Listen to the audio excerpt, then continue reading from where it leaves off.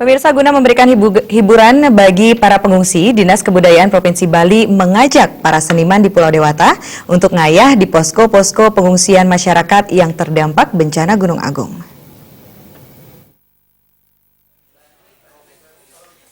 Kepala Dinas Kebudayaan Provinsi Bali, Dewo Putubrata, mengajak para seniman Bali untuk ngayah di posko-posko pengungsian dalam upaya memberikan hiburan kepada para pengungsi untuk menjaga kejiwaan maupun psikologi mereka.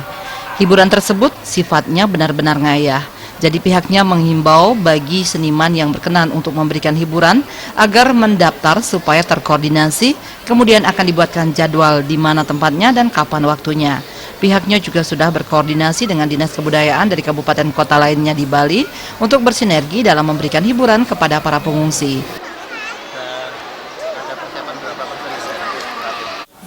Nah, kita di Dinas Kebudayaan sekarang sedang menyiapkan itu dengan teman-teman. Di satu sisi nanti kita akan terjunkan tim yang akan memberikan penanganan kepada anak-anak dengan mengajak anak-anak bermain. Kita siapkan Pak Taru dengan timnya nanti akan dibantu oleh para penyuluh. Sudah itu kita akan membuat bekerja sama nanti dengan beberapa rekan-rekan membangun tenda-tenda bacaan sehingga anak-anak itu tidak hanya bengong, nanti mereka akan disiapkan buku bacaan. Nah, kita sudah berkoordinasi dengan beberapa teman-teman seniman Sanggar Seke untuk memberikan hiburan dengan ketulusan, dengan keikhlasan bahwa ini adalah kesempatan untuk melaksanakan swadharma, untuk berbuat yang baik.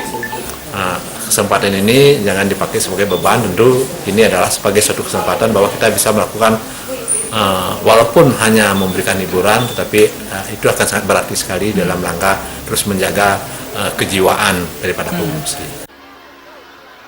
Di sisi lain, Dewo Putubrata juga mengharapkan para pengungsi jangan lupa menyelamatkan lontar-lontar, buku-buku penting dan pratime atau benda-benda sakral lainnya. Pasalnya, dari Disbud Provinsi Bali sendiri akan menyediakan tempat untuk menyimpan benda suci tersebut. Darte, Bali TV.